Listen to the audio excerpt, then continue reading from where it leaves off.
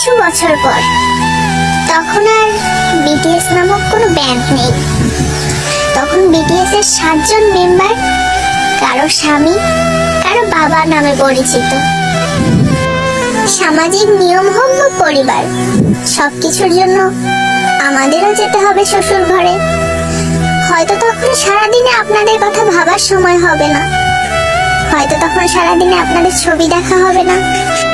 সারাদিন হাজারো ব্যস্ততার পরে যখন ক্লান্ত শরীর প্রশান্তি চাইবে, তখন বিছানায় শরীর এলিয়ে দিয়ে বালিশে মাথা দিয়ে আপনাদের কথাই আগে মনে আসবে।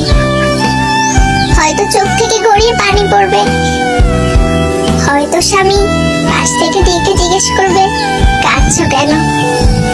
বুকে পাথর রেখে আর মুখে সত্য লুকিয়ে বলতে হবে হয়তো বাবা মায়ের জন্য মন খারাপ করছে।